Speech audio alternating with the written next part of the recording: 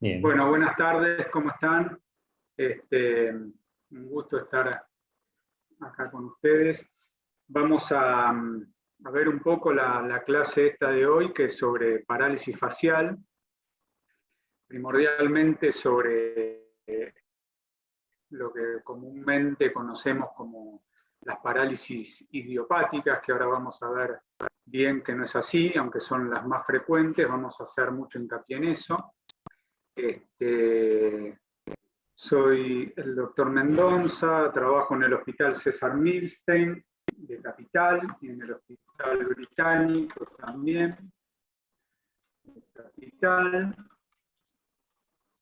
Y bueno, para iniciar la clase vamos para entender y para poder tratar correctamente al nervio facial, tener en cuenta su anatomía, ¿sí? Y la primera parte de anatomía es entender la anatomofisiología, ¿sí? Porque varios términos de los que vamos a ir viendo están muy en relación justamente con la anatomía y la fisiología del nervio facial, ¿sí? Y vemos como el nervio facial tiene una vaina, ¿sí? Que es el epineuro, por donde vienen todos sus vasos que lo irrigan, lo cual es muy importante, ¿sí? Sobre todo cuando lo dañamos o lo calentamos en alguna cirugía. Y después está dividido en fascículos, ¿sí? Cada fascículo que tiene su axón recubierto por su vaina de mielina. Esta es la estructura anatómica final que va a tener relación con la fisiología del nervio.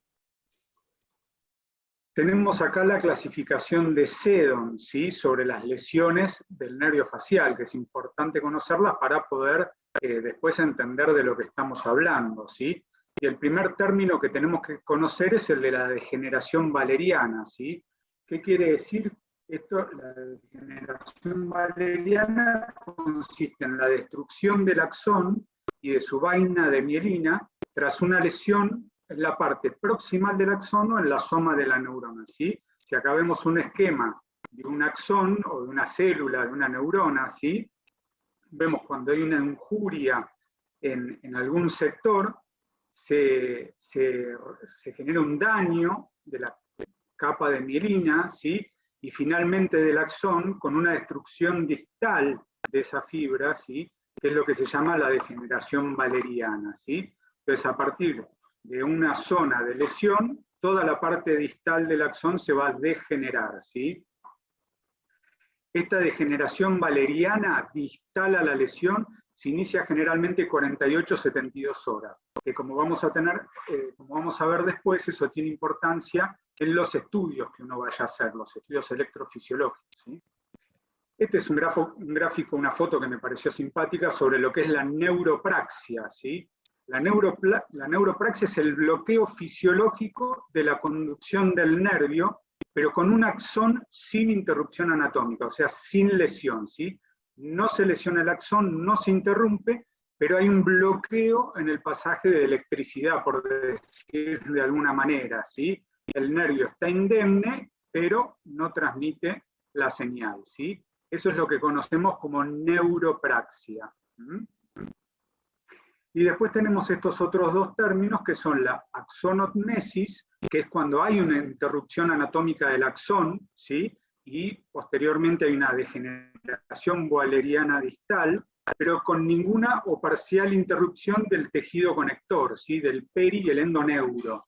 Eso también es importante tenerlo en cuenta.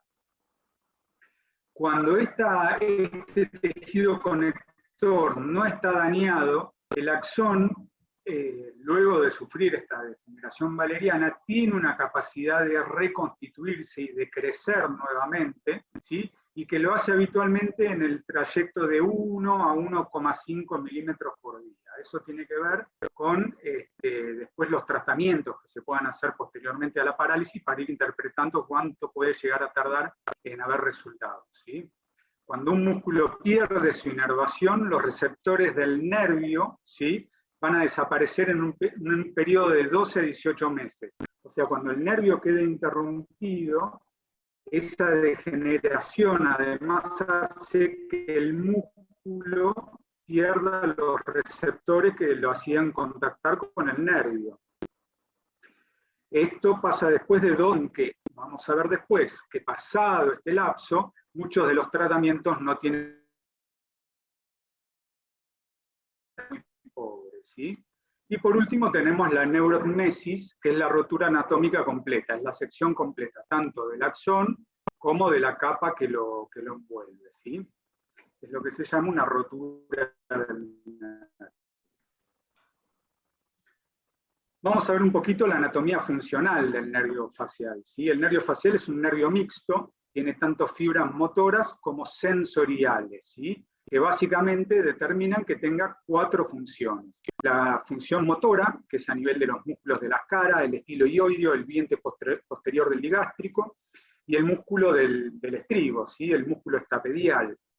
También es sensitivo en la zona de Ramsay-Hunt, que es la zona de sensibilidad que tiene el pabellón en la zona de la concha auricular y el conducto auditivo externo, y también un poco por detrás de la oreja, ¿sí? Ayuda en el sistema gustativo, en los 2 tercios anteriores de la lengua, y también vegetativo para estimular la secreción lagrimal y salival. Como desde la corteza motora prerolándica tenemos fibras que van a ir hacia el núcleo del séptimo par, ¿sí? Lo que es importante a tener en cuenta acá, que como vemos, ¿sí? Las fibras de la parte superior de la cara vienen hacia el núcleo del nervio facial de los 2 lados, ¿sí? Entonces, este concepto anatómico y fisiológico tiene después que ver en el tipo de parálisis que tengamos, ¿sí? Vamos a ver que las parálisis que son centrales, ¿sí? Van a justamente abarcar los músculos de la región inferior de la cara, ¿sí? Porque como vemos, tenemos también inervaciones contralaterales, ¿sí? Otro concepto a tener en cuenta a nivel del núcleo del nervio facial es que las fibras, antes de hacer su salida del tronco, ¿sí? Tienen un trayecto, una rodilla que envuelven el núcleo del motor ocular externo, ¿sí? Con lo cual, algunas de las parálisis que se llaman nucleares, que son las que se generan en el tronco, ¿sí? Pueden irritar e involucrar al núcleo del motor ocular externo y también generar sintomatología en la movilidad del ojo, ¿sí? Entonces, estos conceptos anatómicos de las fibras cruzadas en la parte superior y de la rodilla del nervio envolviendo a nivel del tronco al músculo del motor ocular externo también es importante, ¿sí? Y todos estos conceptos de los diferentes tipos de funciones que tiene el nervio, ¿sí? Y de su trayecto anatómico, vamos a ver que tiene relevancia, después están en algunas pruebas que se puedan realizar de topodiagnóstico, como vamos a ver, ¿sí? Para chequear la capacidad que tenga el ojo de generar lágrimas, la capacidad gustativa del tercio anterior de la lengua. Todo eso nos permite, junto con la medición del reflejo estapedial, a veces hacer un topodiagnóstico, ¿sí? Entonces, como vimos o como decíamos recién, las parálisis faciales las podemos dividir en un primer momento en centrales, ¿sí? Y una parálisis facial central nos va a dar una parálisis solo de los músculos inferiores de la cara, ¿sí? Con preservación de los movimientos involuntarios y de los músculos de la parte superior. Eso, como decíamos, porque los músculos de la región superior tienen esa inervación de los 2 hemisferios, ¿sí? Las causas más comunes, obviamente, son todas causas que afecten al sistema nervioso central. Accidentes cerebrovasculares, tumores, procesos inflamatorios, afecciones degenerativas o traumatismos, ¿sí? Y después dan al nervio facial propiamente dicho, una vez que ha salido del tronco del encéfalo, ¿sí? Y estas son parálisis flácidas, ¿sí? Con pérdida de tono de todos los músculos de la hemicara, ya no solo los de la parte inferior, sino que toda la hemicara del lado S va a estar con sintomatología, va a estar con esa parálisis, ¿sí? Y además se puede acompañar de diferentes síntomas sensitivos o vegetativos según la afectación ya sea del gusto, de la lacrimación y todo eso, ¿sí? Las causas más comunes son la parálisis de Bell, el herpes zóster, las traumáticas, ¿sí? Con fracturas de peñasco o algún otro tipo de traumatismo, los tumores del ángulo pontocerebelosos o otitis media ya sea aguda o crónica, ¿sí? Y como dijimos por último, también podemos tener las parálisis nucleares, ¿sí? Que son las que van a estar involucrando a nivel del tronco del encéfalo la zona de la rodilla del nervio facial que rodea el motor ocular externo, ¿sí? Con lo cual el paciente va a tener además de tener un comportamiento como si fuera una parálisis periférica, el paciente va a tener una imposibilidad para mirar hacia el lado de la lesión, ¿sí? Acá tenemos un poquito graficado lo que serían las parálisis, ¿sí? Una parálisis periférica, como vemos, involucra la totalidad de esa hemicara, ¿sí? A nivel del ojo, que a veces es muy manifiesto, tenemos lo que se llama el signo de Bell, ¿sí? Cuando el paciente hace fuerza para cerrar el ojo, no se ve, ¿sí? Cuando el paciente hace fuerza para cerrar el ojo, bueno, el ojo se va hacia arriba y queda cubierto, ¿sí? Y después también tenemos que se borra el surco nasogeniano, se borran los surcos de la frente y tenemos todo, a diferencia de una parálisis central, donde vemos que es muy manifiesta la parálisis a nivel de la parte inferior, ¿sí? Con un respeto de la musculatura de la parte superior, ¿sí? Esto es muy importante cuando vamos a hacer el diagnóstico de la parálisis facial, sobre todo por si el paciente está manifestando algún síntoma neurológico, ¿sí? Eso es obviamente necesario tratarlo en forma multidisciplinaria, ¿sí? Y después tenemos, como decíamos, las parálisis nucleares, que lo que van a hacer es la imposibilidad del paciente de mirar para el lado de la lesión, ¿sí? Asocia tanto el motor ocular externo como la parálisis generalmente con comportamiento periférico, ¿sí? Eso es muy importante, a mí me ha tocado vivir una en el hospital, ¿sí? Donde la estaban manejando los neurólogos y la verdad que estaban desconcertados por la sintomatología que el paciente tenía, y estaban buscando más allá de lo que justamente el paciente tenía, que era una parálisis facial nuclear, ¿sí?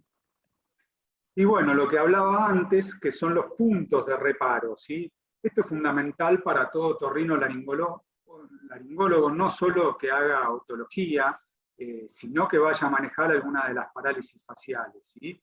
El que haga cirugía sin duda alguna, ¿sí?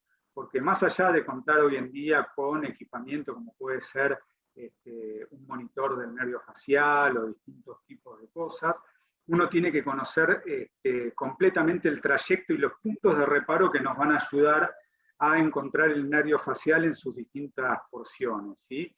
Ya sea a nivel del conducto auditivo interno, donde vemos acá que siempre ocupa la porción anterosuperior, ¿sí? Queda por arriba de donde estaría el nervio coclear, ¿sí? Por delante del vestibular superior y por delante y arriba del vestibular inferior, ¿sí? Entonces, a nivel del conducto auditivo interno, esto es importante tenerlo en cuenta, por ejemplo, en los abordajes de los neurinomas, ¿sí? Hay que conocer la porción que en el ángulo pontocerebeloso va a ocupar el nervio y también a nivel del conducto auditivo interno, ¿sí? Después es importante conocer el ganglio geniculado, ¿sí? Que es donde va a emitir la rama del nervio petroso superficial mayor, ¿sí? Muchas veces esto es un reparo que se utiliza para encontrar justamente la zona del ganglio, que justamente esta zona intracanalicular es la más estrecha y es donde el edema generalmente genera mayor compresión y donde se realizan generalmente las cirugías de descompresión por fosa media, ¿sí? Y esta zona, en el abordaje generalmente del otorrinolaringólogo, que es a través del oído medio, muchas veces podemos utilizar como reparo la apófisis cocleariforme, ¿sí? Que es el tendón reflejo del músculo del martillo. Nos va a señalar por arriba la ubicación habitual de la parte timpánica, ¿sí? Y del ganglio geniculado. Luego hacia el codo tenemos obviamente la ventana oval, la apófisis corta del yunque, tenemos el conducto semicircular lateral en la zona donde va a ser el codo, ¿sí? Por debajo tenemos la pirámide y el tendón del estribo, ¿sí? Que va a estar conteniendo al músculo del estribo, que justamente el nervio facial va a estar dando una rama para ese músculo, y que va a ser una de las pruebas que podemos utilizar para tratar de establecer el nivel de la lesión, ¿sí? Después la cuerda del tímpano, ¿sí? Que va a estar relacionada con la sensibilidad del tercio anterior de la lengua. Y hacia la parte inferior, ¿sí? La cresta digástrica, ¿sí? Que siguiendo la cresta digástrica hacia adelante a veces nos puede ayudar a la localización de la tercera porción hacia su salida en el agujero estilomastoideo. Entonces, como dije, es muy importante conocer los diferentes puntos de reparo, las diferentes porciones del nervio facial, ¿sí? Y como vamos a ver, ese conocimiento nos puede ayudar muchas veces a hacer un topo diagnóstico, que no muchas veces se hace, a veces es engorroso, ¿sí? Pero bueno, en el manejo del nervio facial y en los equipos de parálisis facial, es importante saberlo, conocerlo y manejarlo, ¿sí? Tenemos el test de Schimmer, que es para ver la capacidad del ojo de generar lágrimas, el flujo salival, que va a estar en relación con el nervio petroso, la gustometría, como dijimos con la cuerda del tímpano, y el reflejo del músculo estapedial, ¿sí? Que lo podemos medir mediante una timpanometría con el reflejo del estribo, ¿sí? Entonces es muy importante el conocimiento anatómico, el conocimiento funcional y fisiológico del nervio para poder diferenciar los diferentes tipos de parálisis facial y tener una idea aparente de dónde puede estar comprometido. Después tenemos que hablar el mismo idioma, generalmente cuando tenemos una parálisis o una paresia facial. Paresia es cuando obviamente no es completa y parálisis es cuando la pérdida de la movilidad es total y completa, ¿sí? Y la que generalmente se usa a nivel mundial y que permite hacer diferentes comparaciones y estimar resultados de tratamientos es la escala de Hauss-Brackmann, ¿sí? Donde tenemos 6 grados, ¿sí? Que va de normal a completa, ¿sí? Y que generalmente lo más manifiesto es la movilidad del ojo. Bueno, esto ya lo conocemos todos. Acá tenemos la escala de Hauss-Brackmann, donde 1 es normal, ¿sí? La 2 tiene un cierre completo del ojo, ¿sí? El resto está prácticamente normal. La 3 tiene un cierre, pero con esfuerzo, y la 4 ya tiene un cierre incompleto, ¿sí? Pero ya tiene una asimetría en esfuerzo y acá tiene ligera debilidad ante el máximo esfuerzo. Bueno, son pequeñas cosas que en cuanto a la movilidad de la cara y al cierre del ojo y a la asimetría en reposo, nos van generando los diferentes grados de la escala de Hauss-Brackmann, ¿sí? Bueno, vamos a ver entonces un poquito las etiologías de las parálisis faciales, ¿sí? En cuanto a la etiología más frecuente, la más frecuente es lo que se llama la parálisis de Bell, que habitualmente se la conoce como idiopática. Vamos a ver que no es idiopática, sino que es la parálisis de Bell. En segundo lugar, tenemos las secuelas del tratamiento del neurinoma, ¿sí? En tercer lugar, tenemos los cánceres de cabeza y cuello, ¿sí? Que hoy justamente estuvimos tratando uno acá en el hospital. En cuarto lugar tenemos la iatrogenia, por eso remarco y recalco la necesidad de conocer el trayecto, la anatomía, y no solo la anatomía, sino conocer con exactitud los puntos de reparo con que se relaciona el nervio facial, porque eso es lo que nos va a permitir justamente ubicarlo y minimizar los riesgos de daño que podamos tener, ¿sí? Después tenemos el herpes zótico, que va a estar relacionado con el síndrome de Ramsay-Hunt, los traumatismos, las fracturas de peñasco, ¿sí? Y estas no son las únicas etiologías, ¿sí? Si bien son las más frecuentes, como vemos acá, hay un montón de etiologías, ¿sí? Y siempre y cada parálisis del nervio facial merece que sea estudiada minuciosamente para tratar de encontrar su causa, ¿sí? Y nunca catalogarla como idiopática hasta haber descartado, miren todas las causas que tenemos, ¿sí? Tumores parotidios, colesteatoma, bueno, una lista muy amplia de causas que tenemos que descartar antes de decir que una parálisis es idiopática, ¿sí? Entonces, ¿cómo atendemos en un primer momento al paciente con una parálisis facial en forma aguda, en la urgencia, ¿sí? Obviamente hacemos una anamnesis, un interrogatorio detallado, un examen físico detallado, Y lo primero que tenemos que hacer, ¿sí?, es la protección ocular, que es lo más importante recomendar al paciente en este primer momento, ¿sí? La anamnesis necesita que conozcamos el modo de inicio de la parálisis, si fue brusco o fue progresivo, eso nos va a orientar hacia justamente es una parálisis de Bell o es algo que ya se viene manifestando hace tiempo, si tuvo episodios previos, lo cual también a veces descarta una parálisis de Bell, si hay síntomas asociados como el dolor, que eso es por ahí más característico en un Ramsay-Hunt o de alguna lesión maligna, la presencia de otorrea, que puede tener que ver con una otitis media crónica, la pérdida auditiva, antecedentes como enfermedades infecciosas recientes, antecedentes oncológicos, quirúrgicos, enfermedades vasculares, bueno, cardíacos, trastornos de coagulación, ¿sí? En el examen físico, descartar que no sea una parálisis central, porque inmediatamente tenemos que eso verlo con el neurólogo, por el riesgo de que esté haciendo una ACV o alguna otra cosa.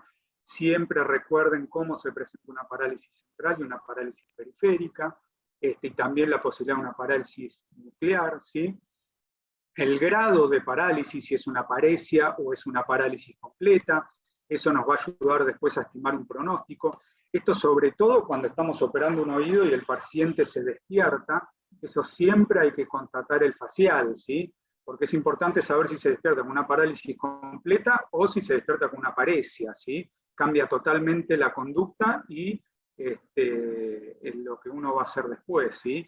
El signo de Bell sobre el ojo, a veces si el ojo se cubre tiene mejor pronóstico, sobre todo en cuanto a la irritación y a crear una queratosis, ¿sí? La sensibilidad corneal, la palpación de la parótida para descartar cualquier lesión que esté en la parótida comprometiendo las ramas del nervio, y obviamente como otorrinolaringólogo fundamental la otoscopía. Muchas veces vemos parálisis faciales donde no les han visto el oído, ¿sí?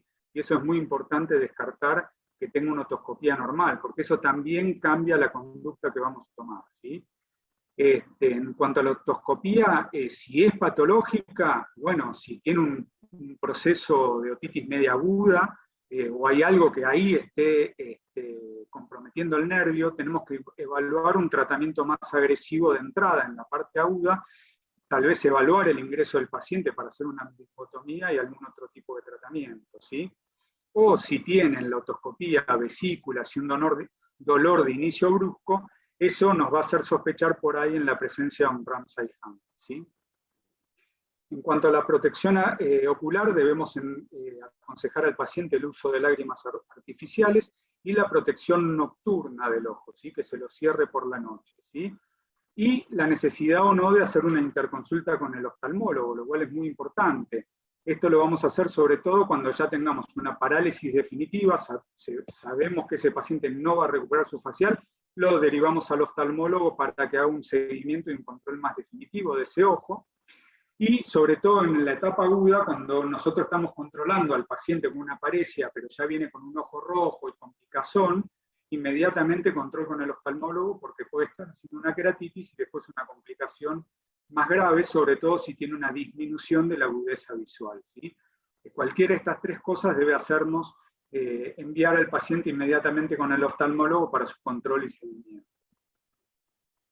Y después tenemos entonces la parálisis de Bell, ¿sí? Bell que vivió, fíjense, hace un montonazo de años, ¿sí? En 1774, describió el primer caso en 1818, y es lo que habitualmente uno engloba como parálisis idiopáticas, que no tienen causa, nadie sabe por qué, así como vino se va a ir, ¿sí? Pero con los estudios actuales sabemos un poco más de su etiología, sobre todo con estudios de los fluidos perineurales que se hacen en cirugía, ¿sí? O las PCR, o modelos animales que se han hecho para estudiar el comportamiento del nervio justamente ante el herpes simple tipo 1, ¿sí? Todos estos estudios que nombré han concluido hoy en día que estas parálisis de Bell se deben principalmente a la presencia de una infección herpes simple tipo 1, que lo que genera es principalmente una desmielinización, infiltración linfocitaria del nervio, ¿sí? Que finalmente va a generar un edema, un cuadro inflamatorio, que el edema va a generar compresión y con eso el compromiso de los vasos del epineuro y una degeneración valeriana posterior, ¿sí? En cuanto a la parálisis de Bell, es la causa más frecuente de parálisis facial periférica, representando un 60-75% de las parálisis periféricas agudas. La edad media de presentación es alrededor de los 40 años, tiene en proporción un mayor índice alrededor de los 70 y es menos frecuente en los menores de 10 años, ¿sí?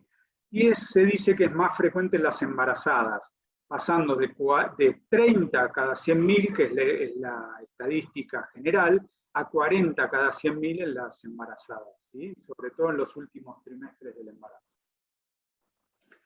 En cuanto al diagnóstico, lo que ya remarcamos, descartar otras causas es fundamental, ¿sí? Hacer un examen completo, como ya dijimos, otoscopía, la audiometría también es muy importante hacer en toda parálisis, ¿sí?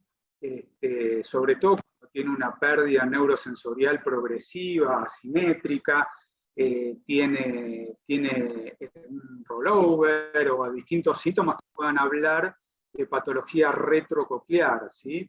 El examen vestibular también para tener en cuenta, el examen completo de la parótida y un examen completo de cabeza y cuello. Eso es fundamental en todo paciente con parálisis facial, ¿sí? Característicamente la parálisis facial suele tener un inicio brusco, ¿sí? No es insidioso en meses, sino que es un inicio brusco, generalmente como paresia, en que avanza en las primeras 24 o 48 horas, y esa paresia puede seguir aumentando entre el día 1 y el 7 hasta tal vez llegar a ser total, ¿sí? No son signos habituales de parálisis de Bell todos estos: la progresión de los síntomas en semanas o meses, la ausencia de recuperación de la parálisis o paresia en los 4 meses, ¿sí? Generalmente todos los pacientes a los 6 meses han recuperado, si no debemos sospechar que no es una parálisis de Bell, ¿sí? Los episodios repetidos, los espasmos de músculos faciales, otros síntomas asociados, ¿sí? Dolor, sobre todo en los procesos malignos, el dolor facial persistente con antecedentes oncológicos, nuevamente para sospechar malignidad. En todos esos casos, obviamente, es fundamental pedir imágenes. Y después tenemos el electrodiagnóstico, ¿sí? Para hacer el diagnóstico fisiológico, ¿sí? Que fundamentalmente nos habla de pronóstico, ¿sí? Acá lo que voy a remarcar nuevamente es el trabajo multidisciplinario. Muchas veces nosotros como otorrinos o a veces como cirujanos no hacemos los estudios, pero debemos trabajar en equipo con la gente que lo haga, ¿sí? Y tenemos que el principal es la electroneuronografía, ¿sí?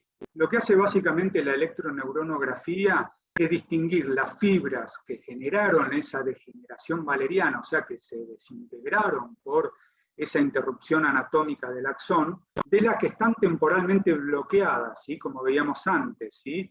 Que estaban indemnes, pero no dejaban pasar el impulso nervioso, ¿sí? Midiendo los potenciales de acción del músculo, ¿sí? Entonces la electroneuronografía diferencia justamente esas fibras lesionadas con degeneración valeriana de las que simplemente están bloqueadas, ¿sí? Y eso lo hace midiendo los potenciales de acción del músculo con un electrodo en la mastoides y otro en los músculos, ¿sí? Y estas respuestas se comparan con la del lado sano para generar un porcentaje, ¿sí? Como dijimos, la degeneración valeriana comienza hacia las 48-72 horas, entonces la electroneuronografía va a ser útil a partir del tercer día de comienzo de los síntomas. Pierde valor hacia la tercera semana, porque ya las fibras y los músculos empiezan a descargar de manera sincrónica, entonces la objetividad que nos da la electroneuronografía ya pierde valor hacia después de la tercera semana. Cuando hay paresia, no se hace, ¿sí? Si la paresia evoluciona hacia una parálisis total, se hace 3 días posteriores al compromiso total. Fish, que es un autor que seguramente todos conocen o van a ir conociendo, ¿sí? Lo que nos habla en cuanto al pronóstico, ¿sí? Es que cuando tenemos 90% o más de fibras degeneradas en los primeros 14 días de evolución de esa parálisis facial, nos habla de una injuria severa y que la probabilidad de recuperación es menor al 50%. Entonces, una electroneuronografía con un compromiso mayor al 90% de las fibras que estén degeneradas, nos habla de una injuria severa y una recuperación en proporción menor al 50%. Esto es un dato importante porque a veces este número nos lleva a elegir un tratamiento, ¿sí? Y cuando hay menos del 90% en las primeras 3 semanas de evolución de los síntomas, nos habla de un buen pronóstico. Entonces, el tiempo de instalación de la sintomatología también es factor pronóstico. Cuanto más rápida es la instalación de la degeneración, y mayor es la injuria y peor es el pronóstico, ¿sí?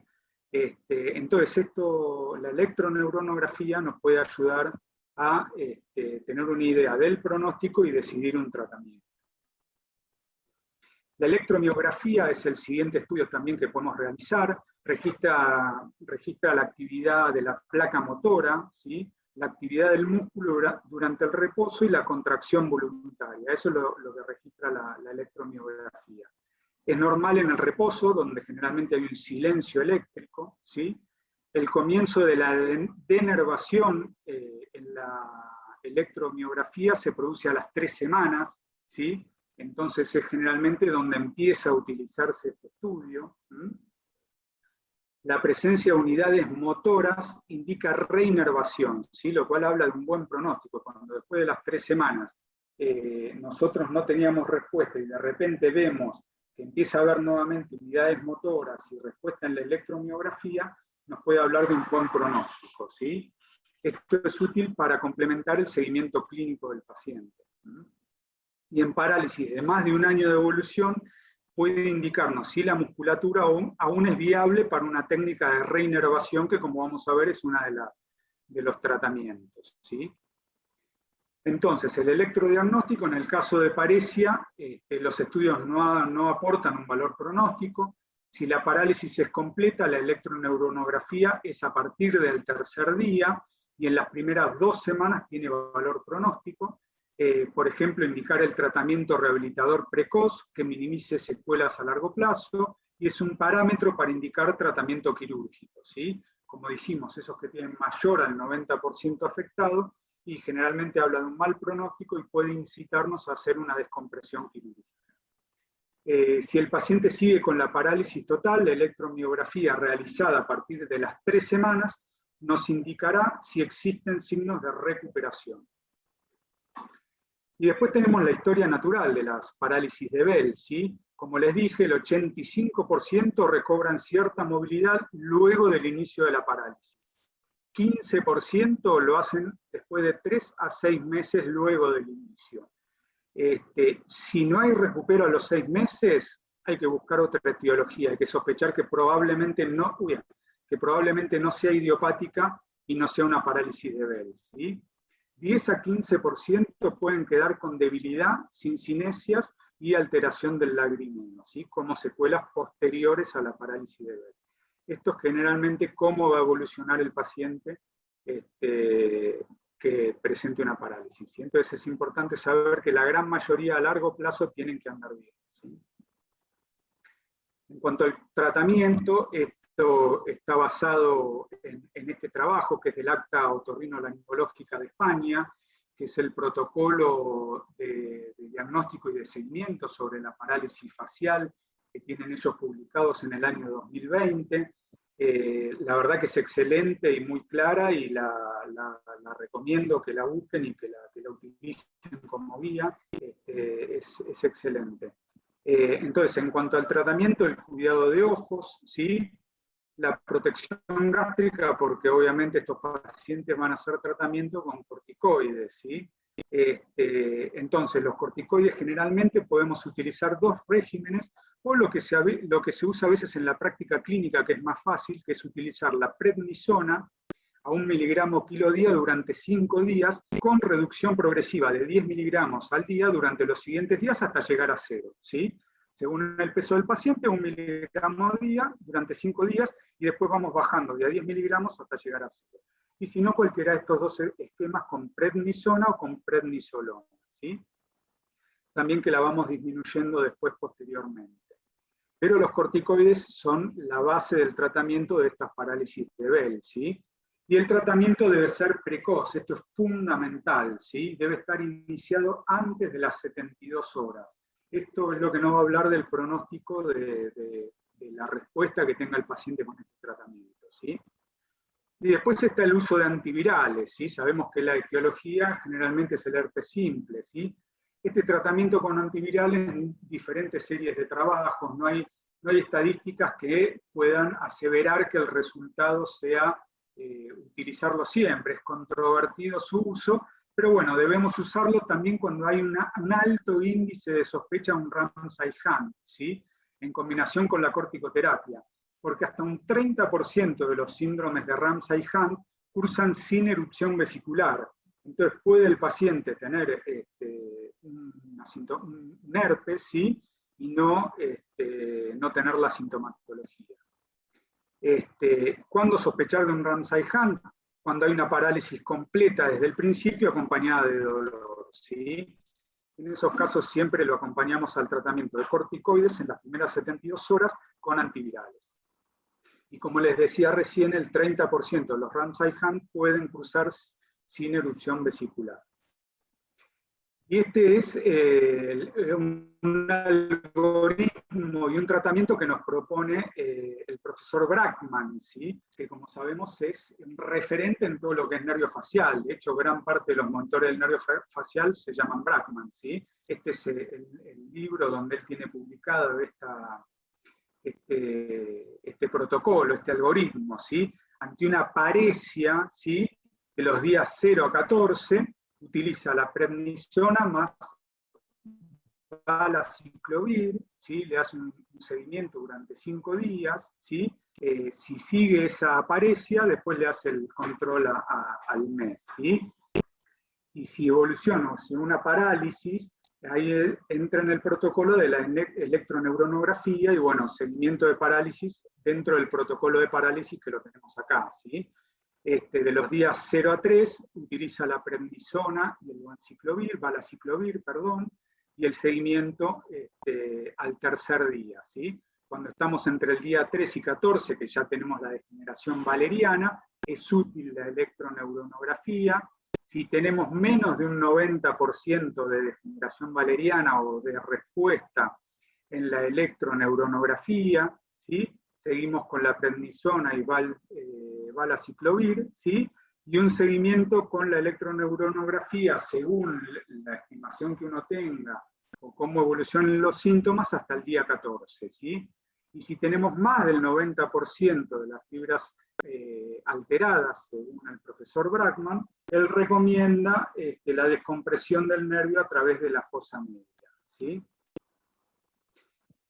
En cuanto a la rehabilitación, ¿sí? Después vamos a volver un poco con eso. En cuanto a la rehabilitación, que una vez que ya el paciente pasó su etapa aguda, ¿sí?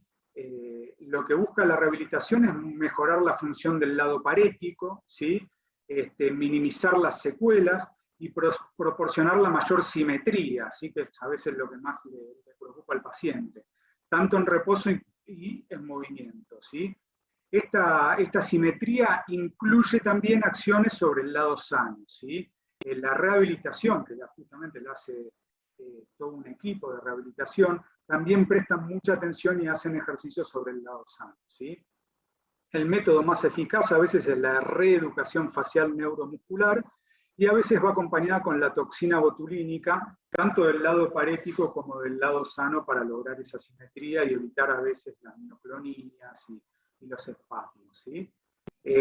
A veces se hacen de 6 a 8 sesiones, se hace un aprendizaje y luego el paciente continúa en su hogar. La electroestimulación muchas veces está contraindicada porque puede favorecer la reinervación aberrante y los movimientos en masa o traer un mal pronóstico a largo plazo. La realización de ejercicios sin supervisión también está contraindicada, sobre todo en la fase de parálisis, ¿sí? Porque lo mismo, puede favorecer la reinervación aberrante, ¿sí? Hay que evitar nuevamente la electroestimulación, y siempre la rehabilitación es aconsejable en los casos House-Brackmann que superen el grado 2, ¿sí? Luego de un mes sin mejoría, ¿sí? Pero todo siempre con supervisión. En cuanto a la descompresión, ¿sí? Lo que estábamos hablando antes, ¿sí? Según esta guía española, ¿sí? La descompresión en la actualidad quedan pocos autores que la defiendan, no es algo que se haga generalmente en todos los pacientes, y tiene poca efectividad más allá de los 2 meses de presentada la parálisis, ¿sí? Y también tiene poca efectividad en el abordaje transmastoideo, porque como yo les decía al principio, generalmente la parte más estrecha y donde el edema genera mayor compresión del nervio es en la parte del conducto auditivo interno y cerca del ganglio geniculado, ¿sí? Pero tenemos nuevamente al doctor Brackman, que tal vez sí la defiende, es más recomendada hacia los 14 días de evolución, cuando, como dijimos, el paciente tiene más del 90% de degeneración en la electroneuronografía. Y no hay actividad voluntaria en la electromiografía, que era lo que veíamos antes. Si aparecían nuevamente potenciales de reinervación, era un buen pronóstico. Cuando no hay ninguna respuesta después de esas 3 semanas, no habla de un buen pronóstico, y bueno, a veces se recomienda la descompresión de ese nervio, ¿sí?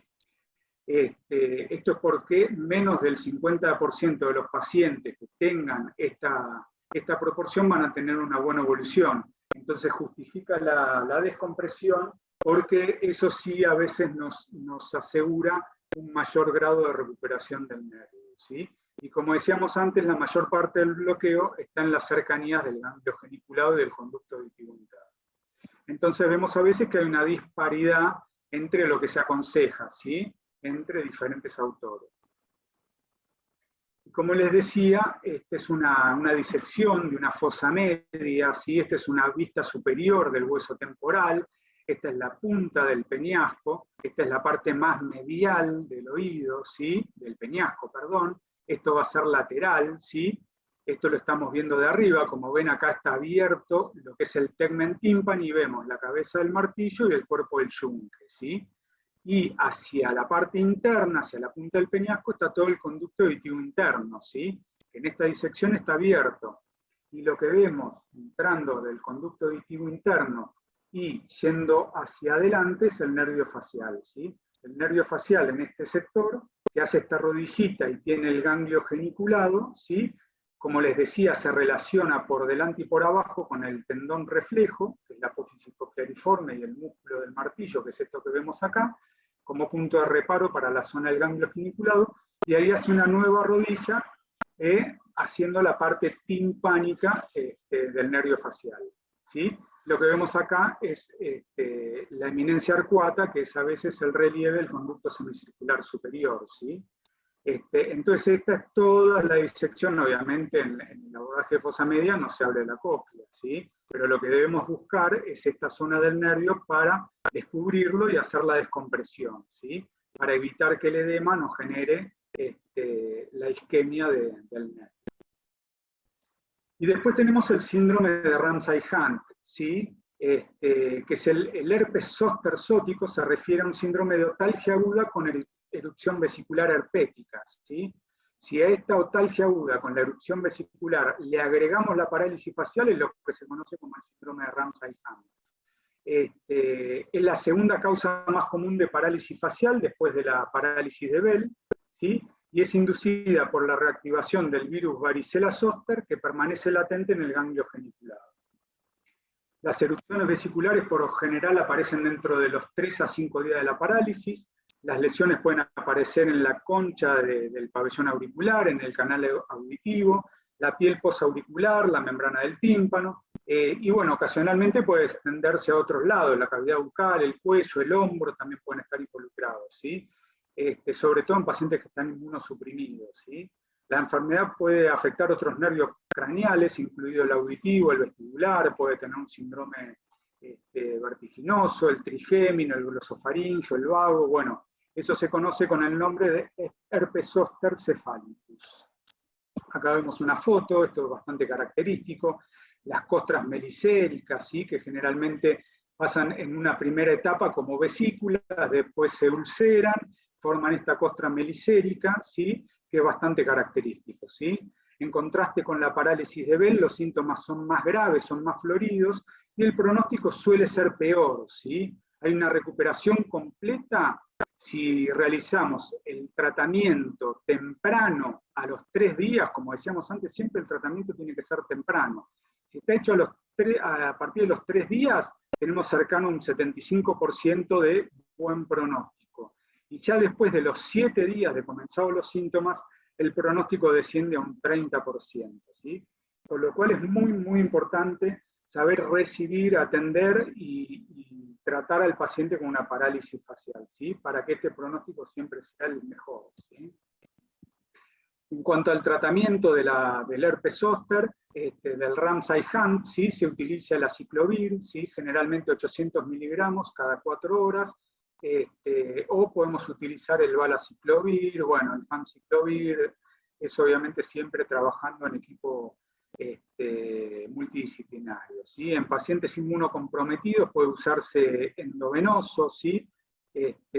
Para evitar que la infección sea mucho más comprometedora.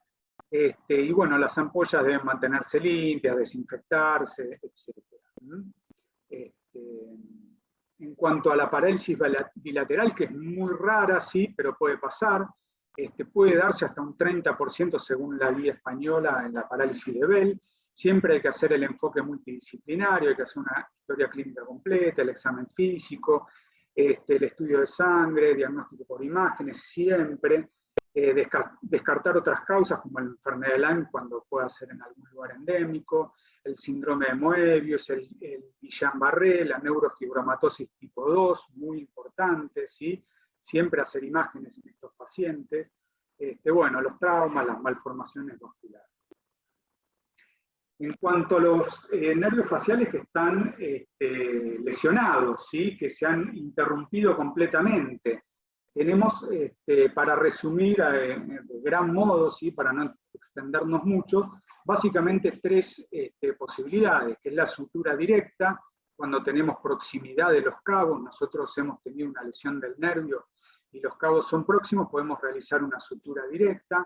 Cuando se produjo una lesión y los cabos no son próximos, podemos hacer una interposición de injerto, ¿sí? Interponer un injerto que a veces es el nervio sural o puede ser el gran auricular, para unir los cabos del nervio facial, o las técnicas de reinervación, ¿sí? Que es un nervio donante que va a otorgar fibras para generar una reinervación del nervio facial. La más comúnmente conocida y que hemos escuchado hablar es la hipoglosofacial, ¿sí? Que hoy en día se utiliza la término lateral, ¿sí? Que es un poco fisiológicamente respeta la función del nervio hipogloso con menores secuelas, ¿sí? El tratamiento quirúrgico en función del tiempo, como dijimos, el tiempo de evolución es un factor pronóstico más importante, es el factor pronóstico más importante en el procedimiento reconstructivo. Cuanto antes se haga la intervención y cuanto antes se intente reparar el nervio, va a ser mejor, esas reinervaciones tienen mejor pronóstico. Como habíamos dicho antes, una vez que pasan generalmente más de 2 años, los neurotransmisores también se pierden, el músculo se atrofia y ya la reinervación no tiene ningún sentido, ¿sí? En las parálisis totales o que tengan ya una lesión establecida, es muy importante la interconsulta con el oftalmólogo. En general, por debajo de 1 año de evolución, incluso 2, deben intentarse técnicas de reinervación, porque generalmente otorgan una mejoría en la escala de Gauss-Brackmann. Como dije, la más conocida es la anastomosis hipogloso-facial terminolateral. A los 2 o 3 años de la parálisis completa, la atrofia muscular progresiva con pérdida de la unidad motora impiden que sean efectivas las técnicas de reinervación, que era lo que decíamos recién, ¿sí? El tiempo es el factor pronóstico más importante en todos estos tratamientos, ¿sí? La atrofia de la musculatura facial va a ser necesario aportar tanto nervio como músculo, ¿sí? Por lo que se recurre a otras técnicas de reconstrucción, como son las transposiciones musculares o los injertos microvascularizados. Como tratamientos estáticos también, obviamente, siempre trabajando en equipo multidisciplinario. Esto generalmente no lo hace el otorrino, sino que lo hace algún especialista en cirugía plástica. ¿Sí? Pueden realizarse en cualquier momento. Acá ya el tiempo de evolución ya no es pronóstico, porque estos tratamientos de corrección y de compensación pueden hacerse en cualquier momento. Puede ser para mejorar diferentes zonas de la cara, tanto el párpado como los músculos de los labios, etcétera, ¿sí? Como diferentes tipos, las pesas partebrales con oro, platino, cirugía partebral, la lipoinflación, la suspensión estática con fascia, bueno, hay un montón de técnicas, ¿sí? Algo importante para nosotros como otorrinolaringólogos es la parálisis facial en el contexto de una otitis media aguda, ¿sí? Esto obviamente es una urgencia, obviamente amerita que el paciente reciba antibióticos orales, evaluar la necesidad de una meningotomía. Solo los casos que no mejoran van a requerir una intervención quirúrgica más amplia, como una mastectomía, y hasta eventualmente una descompresión quirúrgica del nervio facial, ¿sí? Y si no, puede ser obviamente en el contexto de una otitis media crónica, ¿sí? Acá obviamente en el contexto de la otitis media crónica, y sobre todo un colesteatoma, la descompresión transmastoidea del nervio tiene que hacerse lo antes posible. Acá sí la cirugía es casi que una urgencia, ¿sí? Y debe hacerse lo antes posible independientemente de la severidad de la parálisis, ¿sí? Hay que eliminar todo el tejido de granulación y el colesteatoma existente, ¿sí? Y en cuanto a una... Sí. Nos quedan 5 minutos. Ya termino. Me parece que es la última o anteúltima diapositiva. En cuanto a la parálisis completa, esto en cuanto a una fractura de peñasco, que seguramente ya habrán tenido alguna clase de fractura de peñasco, no quería dejar de mencionarlo, ¿sí? En cuanto a la parálisis completa e inmediata, a veces es necesario hacer una revisión quirúrgica porque ese nervio podemos interpretar que si tuvo una parálisis completa e inmediata, está obviamente seccionado y como dijimos, el pronóstico va a cambiar si lo diferimos, ¿sí? En las imágenes es importante evaluar la trayectoria, las parálisis transversas sabemos que tienen mayor índice de lesión facial que las que puedan ser oblicuas. Hay que observar la impactación de fragmentos óseos en el trayecto del nervio, y obviamente los estudios de electrofisiología pueden ayudar acá en cuanto al valor pronóstico y a tomar decisiones, ¿sí? Muchas veces el estado general del paciente que están internados en terapia no nos permite hacer todas estas evaluaciones, ¿sí? Y en parálisis a veces que son incompletas, o sea, en paresias, nos permite tener un enfoque un poquito más conservador y seguir a largo plazo el paciente a ver cómo evoluciona, ¿sí? Y bueno, eso fue todo.